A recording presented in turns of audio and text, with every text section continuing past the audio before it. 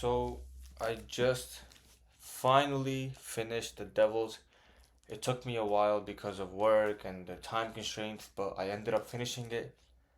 And wow, like this was diabolical, phenomenal, outrageous, amazing storytelling. If anybody's interested in buying the book, before I do get into the review and spoilers, if anybody is interested in buying the book, I will post a link in my description of this video. The link will be a post that I made on my other channel, and I'll link it in the comments too. When you go there and you go on the post, just let it load up, and there will be a link that'll pop up right here, right here. So it'll be on the image, and then you're just gonna click this, and it'll take you to the website. Or if you click the arrow next to it, it'll give you the options uh, for the different websites. So this book is about um, the church.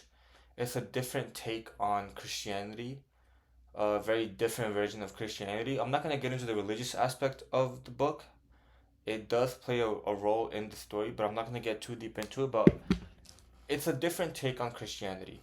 And there's a church in the east and church in the west, and they are in battle with each other. And on top of that, the main story is that the Empress of Troy has died. The church has found the long lost niece of that empress, who is supposed to be the rightful heir to the throne. So the church picks her off the streets. She is a thug, a thief, and they have these devils. So they're like, if the old empress and Troy, they had devils of their own. They had devils to fight against us. We have devils of our own. So the church used devils to protect the rightful princess, the empress, and they're supposed to like be her bodyguards and take her to Troy and make her the rightful heir to the throne. And on their way, the her family, her cousins, four brothers, are trying to stop her and kill her because they want to become the new rulers. So there's a lot that happens on their journey, and it's a really, really great story. I wrote down so many of my favorite parts, so many awesome, epic fights and quotes in this book. It's really awesome. And before I get into that, let me just show you guys again. I know I showed it in my old video. Look at this cover, like this double spread art. Like, how could you not want a book like this? Like, without even reading the synopsis. Like, look at this. I know they say don't judge a book by its cover, but come on, this is fire. This is amazing. Look at this. This is, and it's crazy because I thought this was a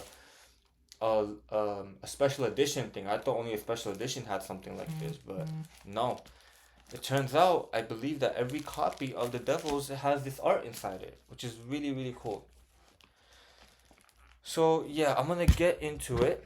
I just explained the story. So let me see what I wrote down. Uh,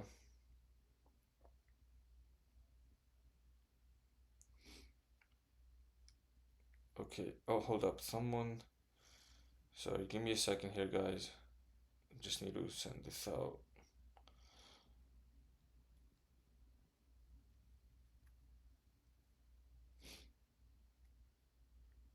Okay, so I wrote down a lot of my favorite parts in the book. And of course, right off the bat, so this story picks up right away. Like, it doesn't slow down. It picks up from the start and it doesn't slow down. It just keeps picking up and picking up. And there was one part at the beginning of the story. At the beginning, there was a part that I really, really liked at the beginning, which I'll get into. But I'm gonna go into order of what I wrote. So the story starts off with the introductions to all the characters, and first it starts off with the monk. He's a monk, very religious guy, and he's excited because the church has called him, and he believes he's getting like this promotion. He believes he's gonna work at the bigger church. I don't know really how to explain it, but he is just a monk at another church, and he just like cleans and the books, and he works at the library. But he thinks this is the opportunity of a lifetime. What he doesn't know is that they have very different plans for him. He is supposed to be leading the devils to help. the princess to her throne. Now, you guys might be wondering why, if they're devils, wouldn't they just run away? And yeah, these monsters and freaks are evil, murdering, batshit insane group of people. Not even people, so, like, I'll tell you what they exactly are, but there is a part in the story where the Pope, or the second coming of the Savior, they call it, she's a 10-year-old girl. She puts a binding on each of the devils. Okay, I think there's like what, five, six devils. So okay, so there's the introduction of the prisoners, and the monk meets them. Right, the eminence introduces them, and it's crazy. There's a magician, an elf, there's a vampire, uh, a a werewolf, and a necromancer, and there's also an immortal knight. But the immortal knight is a hero, and so he's not like imprisoned. He's not a slave. He does as he pleases, and that's to help the church. The others that I named, they are apparently these evil monsters. And the 10-year-old Pope, the second coming of the Savior, she puts a binding on each of their arm. Now, the magician, who's like a sorcerer basically, his name is Balthazar Sham Ivam Draxi. He is the comedic relief of the story, and this story is very funny. Again, this is my first Joe Abercrombie book, and like the sense of humor in this book is so well timed and it's so funny. I've laughed multiple times in this book, especially with Balthazar Sham Ivan Draxi, like the stuff he does and says, and yet it's him, it's the comedic relief that has one of the greatest character developments in this book, which is so awesome to see. So, so yeah, she puts this binding on them, the Pope, and Balthazar tries to undo it, and he just starts vomiting and shitting everywhere. And the others are like, "This, you can't stop this." Later on in the story, they come. Balthazar finally comes to the acceptance and realization that this binding isn't just some magical binding. It is the word of God. It is the word of God, and that's why he can't undo it. You know. So the characters get introduced, and the church finds the real princess, and they put her. I'm gonna get into a lot of spoilers, by the way, because this is a review. They put her into this room with oracles. Right now, I really enjoyed this part of the book because I've read other books with oracles, like there's like Percy Jackson, right? And I remember Harry Potter didn't have an oracle. It had like that ball thing, that magic ball, whatever. But the way these oracles were described, starved, corpses, right? They are supposed to be corpses, but bony, like it was really very creepy to read. And these oracles do there's two oracles, and they like sit them side by side on a chair, and they're like blindfolded, and you could see their ribs, you could see their bones, and the oracle gives their prophecy, and that's how they know that okay, this is the real princess. So her name is Alexia, right? Princess Alexia. She's supposed to be escorted to Troy by the devils. That's what's supposed to be going on. These people, these monsters are supposed to escort her and make her. So this binding pretty much forces them to do it. This bind, if you try to like avoid it or even think like, oh, I'm not doing this, I'm gonna run away, the binding will make you sick. You could potentially die from it. So yeah, I already talked about Balthazar. He tries to unbind multiple times, and he just starts vomiting and shitting. And it's really funny to see. Like you eventually start feeling bad for him because he really does. He feels like he's a slave. They all know they're a slave to the church, but they know that they can't escape it because they've been doing these missions for the church. Balthazar is new to this, and he's like, "What the flip is this?" Right? Uh, okay. This is one of my favorite parts in the entire book, especially at the beginning part. The introduction to Vega. So Vega is this werewolf, and the way Abercrombie built her up, her introduction, she was not introduced right away in the prison. She was not introduced right away in the church prison because when they went through each of the characters, Abercrombie, the way he described it was like she was hiding in the shadows. He doesn't really describe what she is, But I pretty much figured out it was the werewolf because it was the only character missing, and she's like right here in the cover part, in the cover page. So Vega gets introduced when they're on their journey. I still remember the page. It was like page 80, I think. Yeah, page 80 or 82, one of those. I think it was page 80.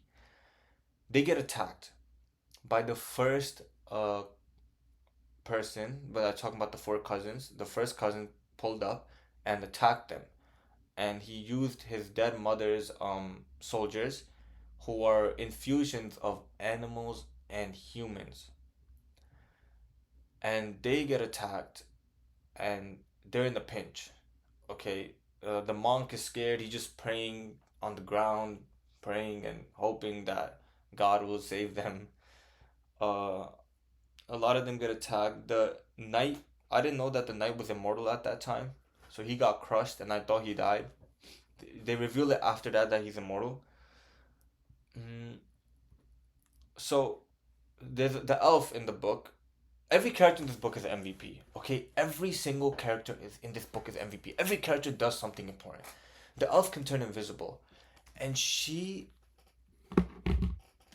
basically, when everything was going crazy and everything was in a pinch and they couldn't escape, she turned invisible, and the monk was grabbing.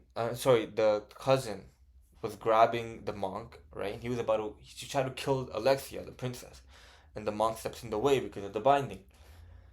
And the monk is like, you're still forgetting something, and the guy's like, what's that? And he's like, that. And then he turns around, and Sunny, the elf, is invisible, and she unlocks the wagon. Now the wagon's closed up. We don't know what's inside. The werewolf's inside. We don't know how she is. We haven't gotten introduced to her yet.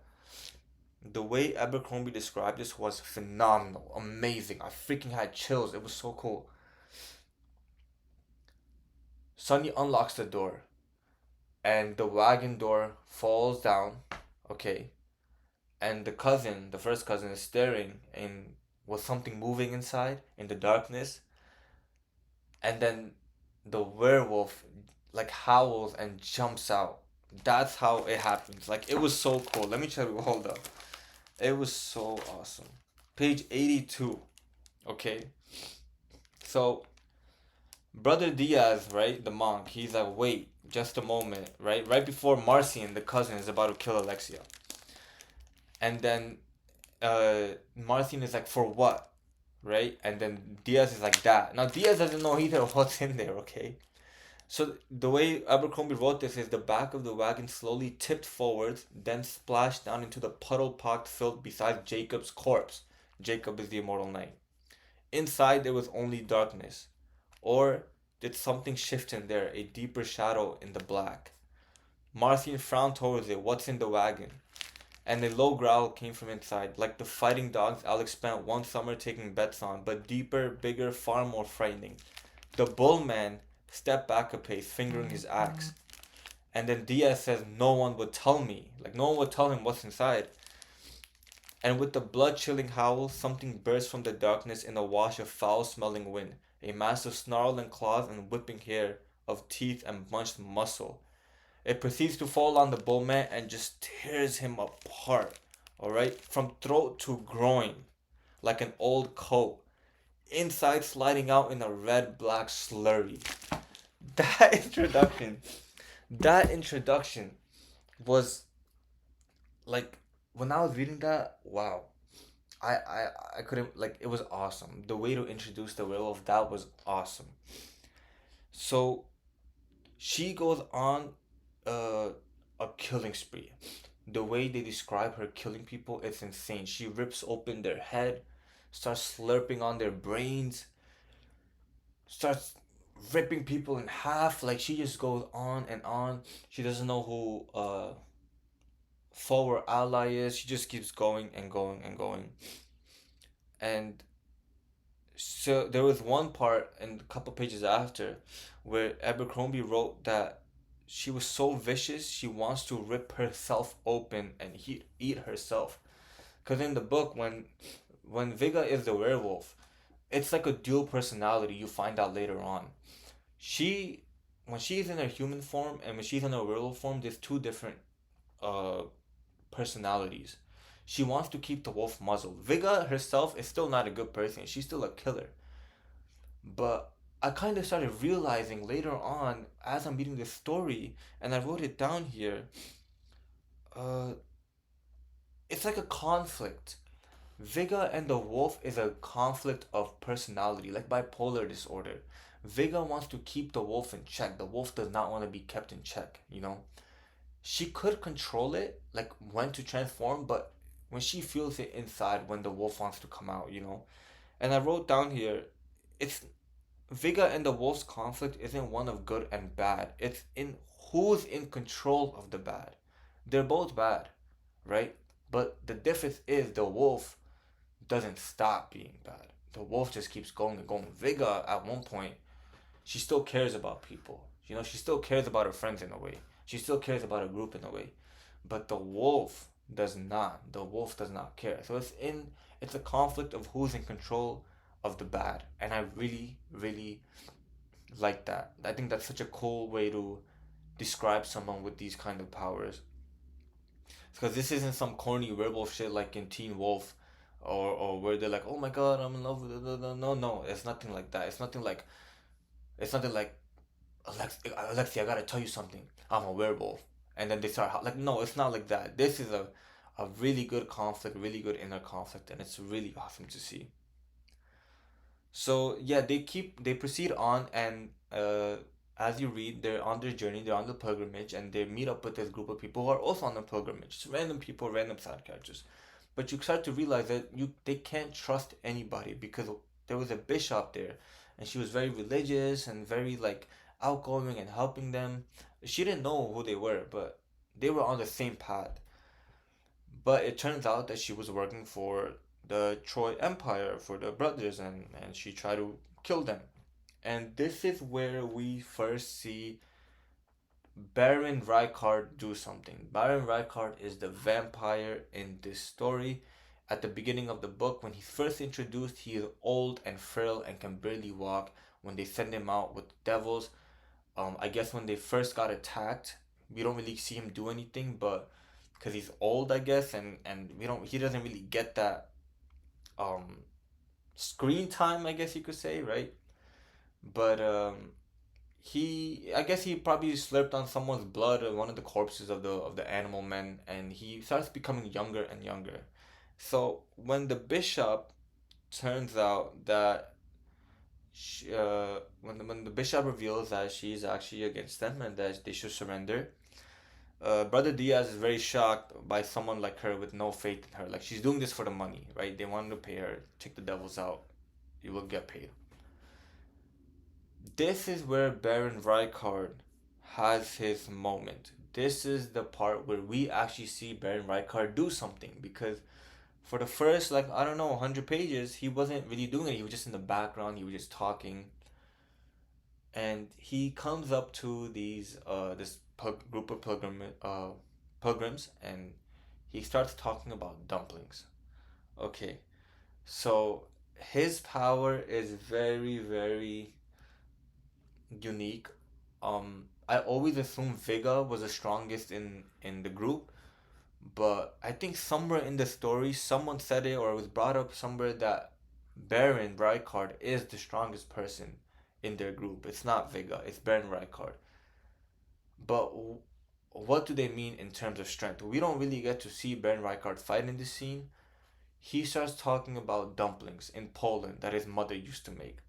And every single person in that whole place is just absolutely mesmerized by him, even his allies. The women are like drooling over him. They're like, wow, dumplings, like they consider this guy like a god. And I think that's his power, right? To be able to speak to people and hypnotize them. He has some sort of hypnotizing ability.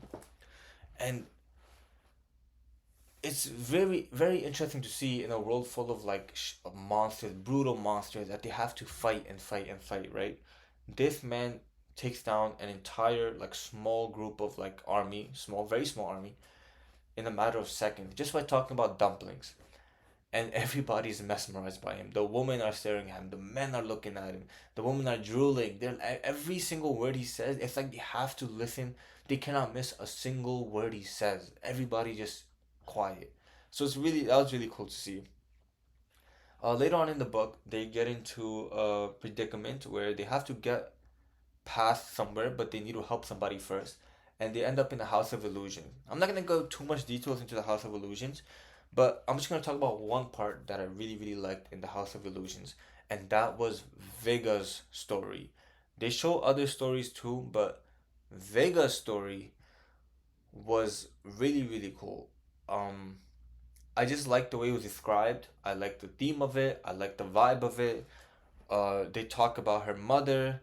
It's very beautifully described how her mother was like straightening her hair, and Viga was like saying something to her or upset about something. Really, really nice uh, story for Viga. Viga is my favorite character in the book. She is awesome. I like the conflict with their dual personality. I like when she fights. It's awesome. It's awesome. And yeah, they get past that part and they end up helping the person. The person gets them on the ship, and in the ship they get attacked by the second cousin. Okay, now um, I like this part a lot because Vega and Brother Diaz, a, a monk and a devil, are team up to fight.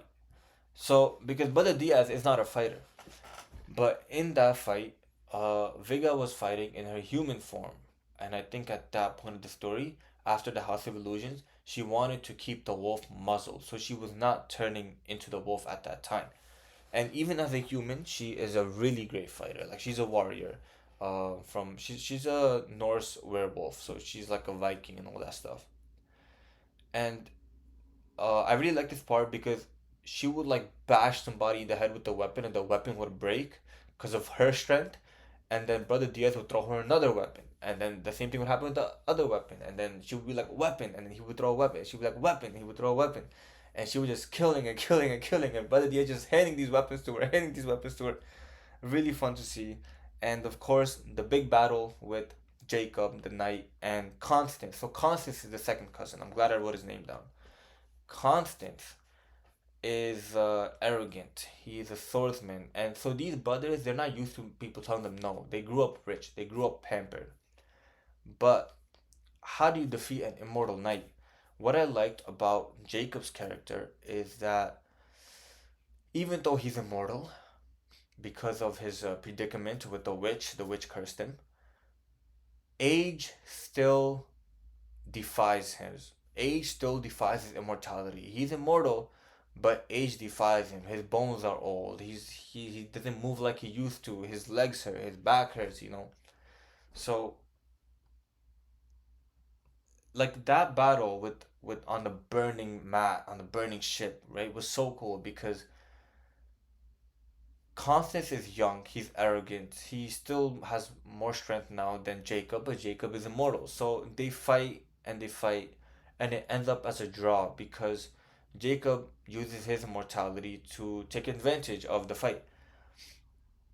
Because these characters don't know, like the enemies don't know that he is the Jacob of Thorn, the one who fought in the Crusades 200 years ago, the one who fought in the Second Crusade 100 years ago. So they find out once they stab him and he doesn't die, and then like I think it was this battle where Constance goes behind him and stabs him, right? But then Jacob turns around and hugs him, so the sword goes right into Constance, and that's how Constance dies. But Jacob also falls because of the pain. It was more of a tied battle. But the old Jacob, the young Jacob, before age got to him, could have easily beat somebody like him. So age is a big thing. It really shows in this book that you cannot stop age, even with immortality. For Jacob, his age is uh defying him, making him more weak and more pained to things. So yeah, later on, because the ship is burning, everybody gets separated in groups of like twos, I think. And Brother Diaz and um Vega end up washed ashore. and he reveals to Vega that he didn't even want to be a monk at first, but he got a girl pregnant. Okay, so that was just like a little interesting story that happened, and that he told Vega because he never told anybody else. So one thing leads to another. We switch between characters, all the situations. If I talk about every situation that everybody was in, this video would be hours long, literally. So I'm just gonna keep going and going. Alex and Sunny, Prince Alex is Princess Alexia, and Sunny the elf. They end up in a predicament and they escape, but they narrowly escape. But these people caught up to them. So in this time, right, when we see Alex and Sunny, they are spying on a group of people who is the third cousin of Alexia, with his group, and he has a werewolf on in his group. And when that introduction happened, I was like, holy crap! There better be a fight between Vega and this werewolf. He was a Dane werewolf, okay, and she's a Swede werewolf. I'm like, there better be a fight. There better be a fight. There better be a fight with Vega and the Dane werewolf. That would be so awesome to see. I needed to see it happen. And I'm like, this better happen. Because there's no way they're just introducing him like this. And we have a werewolf in our group, and they have a werewolf in their group, and they're not going to fight. But there was one part, I was not reading it. I'm like, what? This was the weirdest way to describe somebody's voice.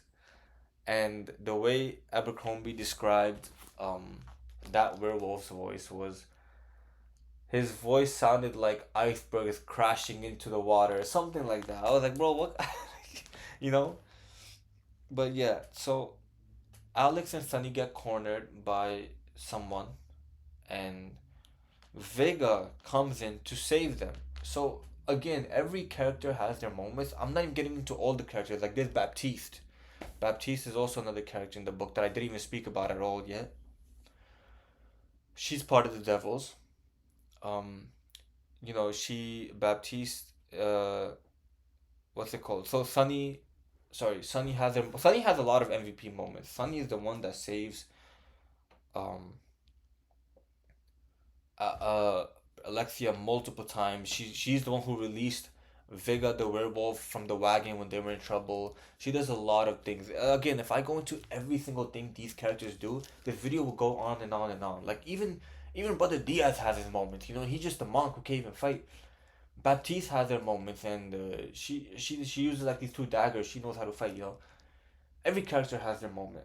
Every character, even the comedic relief, Balthazar, Sean, Yvonne, Draxi. But if I go into everything, it's just gonna go on and on and on. So I can't go into everything. So Vega saves Alex and Sunny, MVP moment, really cool. Now this part, okay, the next part in this book, when they got separated, and Baptiste and Balthazar are together. Now Balthazar, he kind of likes Baptiste a little bit. He's thinking these dirty thoughts, whatever, right? They end up at this church that's at war with another church, I believe. And Jacob is with that other church. So they're about to meet, okay? They're finally about to meet together after they got separated. The church has their meetings. I'm not going to get too much into the meetings. But after that, when the meeting ends and the devils are back together, at least part of the group is back together, Balthazar, Sham, Ivam, Draxi, he's had enough. He's like, and this part was epic. It was so cool. But okay, what I'm gonna say later. But Balthazar summons a Duke of Hell. He summons a demon. So first, basically, he is like, I'm done. I can't do this anymore. I've been humiliated long enough. This binding, I can't break it. I'm following the orders of a 10-year-old girl. And, like, I'm a slave. I'm a slave. And it's just affected his mind. So, because there's a lot of things that have happened to him throughout the book. He's been humiliated. And he's been trying to break free of the binding. And he can't. He's embarrassed himself. And at this point, he's done. He is so done with everything. And he starts muttering these words. And Baron Vicar, the strongest in the group, the vampire, gets scared and he tells him to stop. But Balthazar doesn't stop. He mutters these words, this incantation, and he summons a devil from hell, an actual devil. Her name was Shaksep, and just looking at Shaksep, the other characters like I think it was Baptiste. She went on the ground and she started crying. She like curled up into a ball and started crying. Even Baron Rykard covered his eyes. He's like, "Stop!" And then Shaksep is like, "You dare to say that I should not be summoned here?" And even Baron was like, "I'm sorry. Like, no, do as you please." And they had their eyes covered, and even Balthazar quickly put his head down, and he tells Shaksep, he's like, "I need your help, but I will become yours. I need to break free of this binding." And Shaksep is like, "Do you not understand what you're doing? You're breaking the binding of being a slave, and you're going to become a slave to me, and it will be far worse with me." And then Balthazar says, "But the difference is that this will be my choice." Okay? Shaksep looks at the binding and starts laughing. She's like, "Yeah, I can't do anything about this." Okay? Even I was like, "Whoa, what the?" Because the way she was introduced, the way she appeared out of the portal from hell, her wings, her antlers, it was really cool to see, really cool to read. And she just scoffed. She's like, "I can't do anything about this." And Balthazar was like, "What the F? Like, what do you mean? You're a devil from hell. You're an actual devil from hell. You're one of the dukes of hell."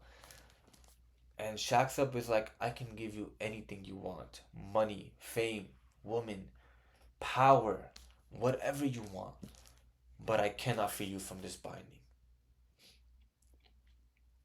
And she leaves. And that is when Balthazar realizes that this binding that a 10-year-old girl did is the word of God. And there is nothing more powerful than God. This binding is the word of God Himself, and nothing can break it. So once he comes to realize that, the other characters were like pissed off at him. They're like, "Yeah, you finally realize now after you summoned the demon from hell." All right. So as I was saying, after some time again, um, they get into another fight with the third cousin, um, Vega and Brother Diaz, and I think it was Alexia. They get attacked by the third cousin and his army, and he has the werewolf with him, the Dane wolf. And Vega is like, "All right, I'm gonna fight this guy." Now I'm getting hyped. Okay, I'm getting hyped. I'm like, "Okay, now we're about to see werewolf versus werewolf, right?" And they start duking it out. Okay, and the way it was described was really really awesome. And then they were fighting and fighting and tearing at it. They weren't werewolves yet. They were still in human form, but they were like slowly transforming into the werewolves. And then they started having sex. They were fighting and having sex at the same time. Now werewolves in the story are super super horny. Throughout the story, Vega is like having sex with anybody she comes across. She does end up having sex with Brother Diaz too, before they save Sunny and Alexia, Princess Alexia. So the fight turned out to be some kind of sex fighting, killing fight. I don't know. It was weird. And I'm like, "Oh my god, what the hell's going on?" So they go into the woods. Okay, now it's an off screen battle here. It's an off screen battle here now. And yeah, the focus shifted on the other characters. Now, here's the thing about this. Okay, actually, I'll say it later. I'll say something later. But yeah, when they get attacked by that army and Vega is fighting and freaking that other werewolf in the woods, Sunny's the one who turns invisible, starts unloading everybody's weapons from the other from the enemy side. There's like so much I want to talk about, but it's just can't fit it all in one video. So Sunny gets captured. Um, and Baron comes in and finally like Baron Reichardt the vampire in this book is just so weird. Like he he does something when it's fully necessary at the last moment. Like they got attacked by a werewolf, he still won't do anything. But when someone's like about to like die or they're about to get ambushed, then he'll choose to do something. And even then, he doesn't fight. Okay, so Baron saves Sunny from getting captured, and I think this is the first time we actually see that he can turn into. So, cause the guy, right, he tried to throw a net on Baron Rykard, and Baron Rykard turned to smoke. This is the first time we actually see that like other abilities besides him talking about dumplings. This is the first time we actually see that he's able to do something, some powers. Uh, let's see. Okay, so the battle continues. They're fighting in the chapel, and the third cousin they're fighting has wings. He did the experiments of infusing himself with an animal, and they are cornered. They are fully cornered. Sunny and Baron Rykard are elsewhere, saving themselves, and they're cornered, and they're getting attacked by two sorcerers. Uh, um, a guy with wings. There's the army of people there with the animal infusion, and they're like, "Crap, what do we do?" And this is when Balthazar Sham Ivam Draxi has his moments. The comedic relief has his moments, and he sees what like he's a necromancer, right? He raises the dead, and he creates this hole in the chapel, and there's so many dead people that come out, so many dead people, like thousands, and they're clawing their way. They grab that cousin, third cousin. I think his name was Sabas, and they drag Sabbath underneath. So now they're killing these royal people, royalty. They killed the first cousin, second cousin, third cousin. They first cousin died by Viga. She basically like teared him apart after they released her. Second cousin died from Jacob. Um, third cousin died from Balthazar Sham Ivam Traxi. So yeah, every character is able to do something in this book. Nobody is weak here. Even Brother Diaz eventually, like he has his moments too. Um, yeah, his name was Sabas. Yeah, Sabis. Now they finally get to Troy, and now we have one more cousin to deal with, Arcadius. Now here's the thing about Arcadius. Okay, when they finally get to Troy, and they're making her the empress, she's in the room, right, and she has to hear like what all these other regional rulers are saying. In comes Arcadius, so subtly that even I, as the reader, didn't notice. The way he was described, it wasn't like built up, it wasn't like intense. It was just like Arcadius walked into the room and sat down. I had to read that multiple times. I had to read that like three, four times. Because he walks into the room where the Princess Alexia is. He's walking into the room where his enemies are, okay? Like the monk. He just sits down and starts talking. So Brother Diaz, he has done his research and is helping Princess Alexia in the throne room, where these people are trying to take advantage of her. He basically says, he's done his research and basically negotiates or cuts their negotiations off with money and land and power. And it's a really cool scene. It's a really cool scene. It's really cool to see Brother Diaz shine after all the things he's went through, after all the fear and like he's the only one who doesn't really know how to fight in the group. So it's really cool to see how he's able to help out in his own way to the Empress. Um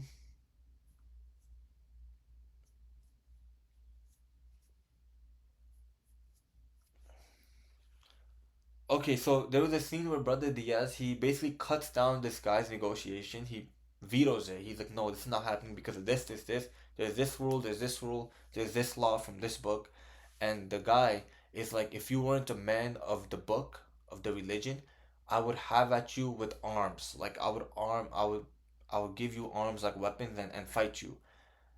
And Brother Diaz was like, well, we got Jacob right here. Jacob will fight you. And Jacob says that they killed the other dukes. They killed the other three cousins. What makes you think that, you guys are gonna do something? And he says when the Pope has no one righteous to get a job done, It's him and the devils that will get it done. They know their work. They know it's their dirty work. And they will get it done no matter what. They'll kill and kill and kill, and they'll get it done. Jacob's character is very, very interesting because he is a man who's lived for hundreds of years. He has a lot of regrets. He's killed more than 10,000 people in his lifetime. And it's like he is a man filled with regret. He is a man who wishes he could die, but he can't. He swore an oath of like honesty, and he always has to be honest to people now. So his character is very interesting. So there's a plot twist in the book where it turns out that Alexia has to marry Arcadius. That is where this story was going. The church knew about this, but they wanted Arcadius on the throne. But there's another reason why. There's a guy named Duke Michael. Again, I'm not getting into all these characters. I feel like this book review is horrible. Okay, there's a guy named Duke Michael who helps them a little bit on their way before he has to leave. But it turns out that Duke Michael is the one. He is Alexia's cousin, and it turns out he is the one that wants to take the throne, and the church wants him on the throne. So he's working with the church, and he basically makes them think Arcadius and Alexia have to marry, right? To so that because he basically tells them like you're a woman, people will try to take advantage of you. You don't have the knowledge and the experience to rule, and it's true she doesn't. So he's like, if you marry Arcadius, then people fear him. He has land, he has power. People won't take advantage of you. And she's like, what the flip? Like I gotta marry my cousin. Turns out that that wasn't what they actually wanted. Michael was the one who was gonna take the throne regardless. He was gonna kill Arcadius and take the throne. Probably kill Alexia too, of course. And yeah, not probably. He was gonna. When Alexia finds out, she is upset that she has to marry her cousin. She's talking to Sunny, and she reveals to Sunny that she's not Princess Alex. She's not Princess Alexia. She was a little girl who met Alexia, and when she died, she took her identity because she was nobody at that time. And the reason why everybody believes she was Alexia is because she had that girl's necklace with the half broken moon or whatever it was, and she had a birthmark here on behind her ear. But it turns out she got that birthmark because she copied that birthmark from the girl that was dead and like burnt it onto herself to take the identity. Crazy plot twist. Like reading that was crazy.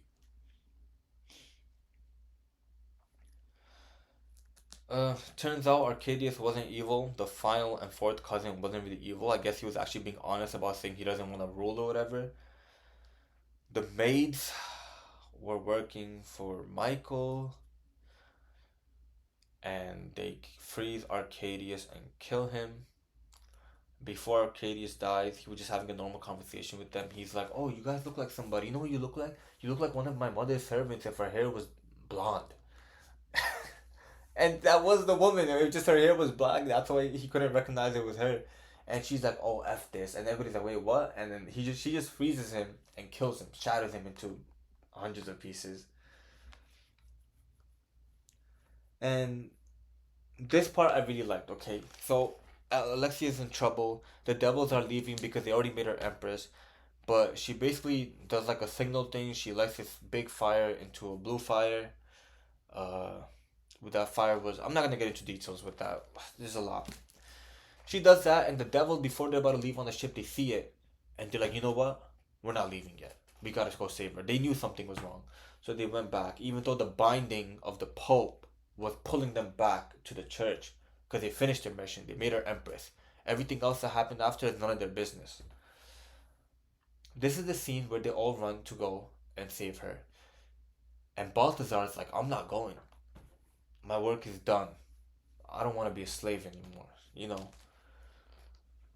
And Baron Rykard is like, I'm gonna go. And then Balthazar is like, what? Like, you're a vampire and you're gonna go? Why you? You've seen me so many times try to break this binding so that you could learn how to break it.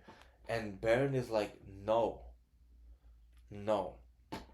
I was only watching you break it because you came as close to anybody else trying to break the binding, which was none. Not close at all. I was just having a laugh over it.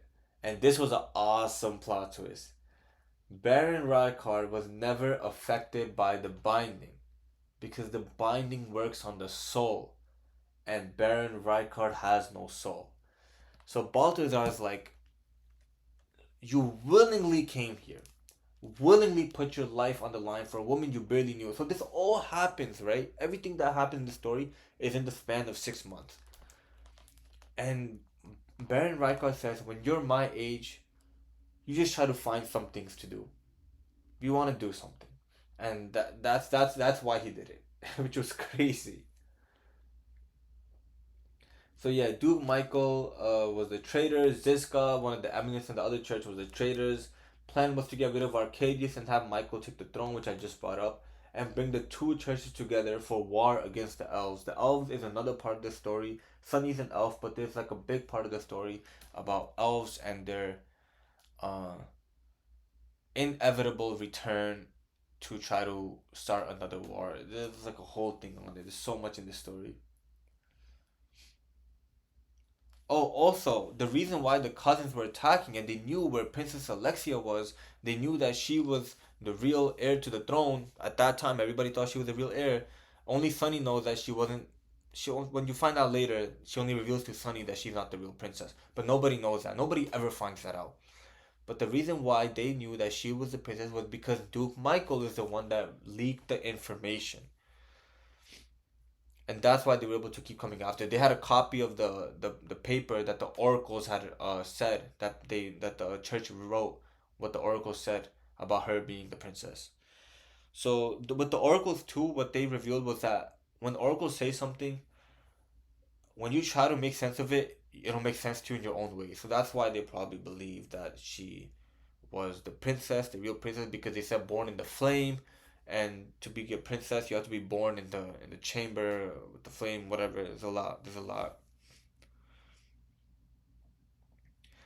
And Balthazar comes back to save Alexia. His character development is awesome. He went from the comedic relief to this man, this proper man who understands his morals and his morals and ethics and what's right and wrong. And he saves Vega, Baptiste, and Diaz. Really, really cool. They were cornered, and he was dressed up as one of the soldiers, and he basically helps them out. And the way this was described was so awesome. The Vega and Balthazar team up. They turned enemies into corpses, right? Vega would turn enemies into corpses. She would kill them. And then Balthazar would turn the corpses into allies by bringing them back from the dead and controlling them. So freaking awesome. There's a lot in the story that I'm not covering. There's a lot of like different things that the characters have done, but there's just so much going on. There was also a scene with Duke Michael and Jacob. They're about to fight, and there's build up and there's tension, but the fight ends very, very fast. Okay, now I'm going to say one complaint I have about the book, and that book is that Joe Abercrombie is always edging you,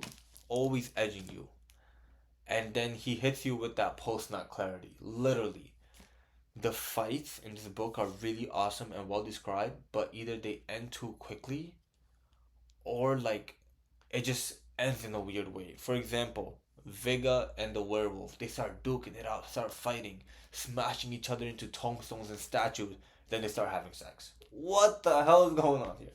Now with Jacob and Duke Michael, there was this build up, this tension. They were saying these quotes, the way Abercrombie was describing it, a war in miniature. This was a war in miniature. A man with a sword, another man with a sword, a battle of ideals, and a battle of experience, okay? And then Duke Michael does a dirty trick, and Jacob turns around, and I'm surprised he falls for it, and then Duke Michael stabs him, and then boom, end the fight. Like, bro, what the hell? All that build up for what? For what? To edge us for what? To hit us with that post nut clarity? Like, I'm hoping in book two the fights are just as detailed and described as they are here, but they last longer. That's my only complaint in this book. Just have the fights last longer. But then again, when you're fighting with monsters and demons and devils. Can a fight really last that long? You gotta think about it, right? Like Vega's fights, they finish quickly. Besides one with the werewolf, when she's fighting the other soldiers, she's tearing them apart in seconds. Nobody has a chance against her. But yeah, again, Balthazar, MVP, MVP. Every character is an MVP in this book.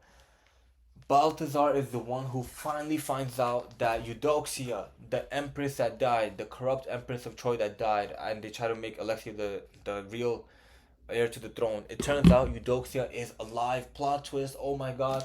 Her experiments worked. She was able to transfer her soul from one body to another. That's why she was creating these animal and human hybrids, which I also didn't get into. So Eudoxia was trying to capture the soul.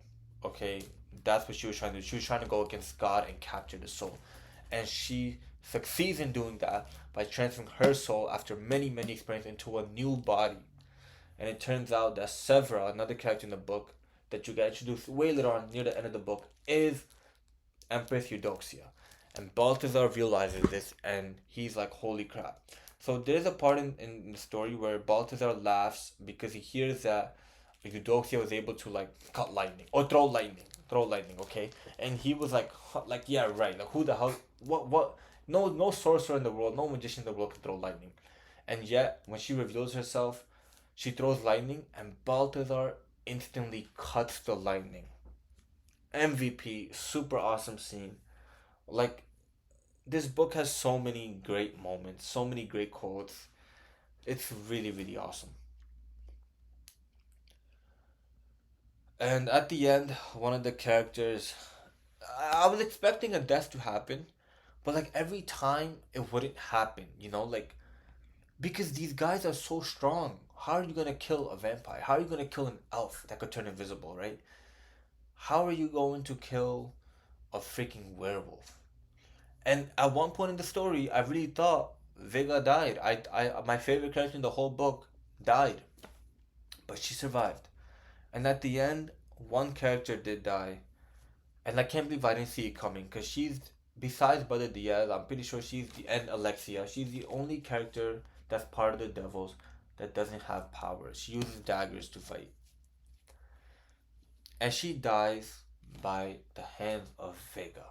Vega kills her own ally because when she becomes the wolf to fight, she does not know friend from foe, and she ends up killing her. And when she turns back to normal, she is devastated. She is heartbroken, and she just hates herself, and she thinks she's worthless. And when they finally done with their mission, and the church has to take them back, she willingly just goes into the cage. She doesn't care anymore. She's like, every time I do this, and I hope in book two we see Vega. I don't know how book two is gonna work. I don't know which characters are gonna come back and which aren't because a new character got introduced at the end of the book and he might be the new main character besides Diaz. I don't think Diaz is gonna be in the second book anymore as a main character. But I maybe this is the guy who's gonna lead the Devils on their next mission. I don't know. But I hope that we see these characters again. Jacob, Vega, Sunny, um, Baron Rykard, Balthazar Shami, Von Draxi. I hope we really get to see these characters. I hope. So there's a lot of things I really hope for. That's one thing. Another thing I hope to see is the demons of hell put more of an appearance into the books because they're supposed to be these very powerful beings, and Balthazar does summon one of them, but it doesn't work out the way he intended it to. And I hope in the second book we get to see more of these devils and see what exactly they can do in a battle. I would love to see that. Another thing I'm hoping for is yeah, same characters like Vega and all of them. Like I said, I don't know how the second book is gonna go because they completed their mission. This is supposed to be a trilogy, so I don't know what's gonna happen next. But I thoroughly enjoyed this book. It was amazing, and the ending was satisfying, and I cannot wait for book two. I heard it's supposed to come out this year, and also I was looking at the author's website. Apparently, they're making a movie on this. I doubt it's gonna be as good as the book itself, but I don't know. A movie like that would be pretty cool to see. But of course, the book will always be something better than the movie most of the time, a lot of the time. But yeah, this was a pretty long review of me just going over my favorite parts in the book.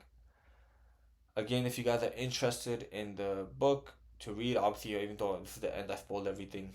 I did say at the beginning of the video, I have a link in the description. It'll take you to a post, and in that post will be a link to the book where you could buy it.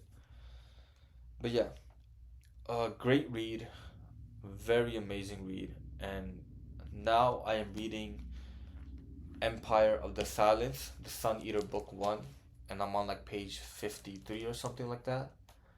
But yeah, thank you guys for watching this video. Again, great book. I definitely recommend it. I will see you guys next time. Have a great day, everyone.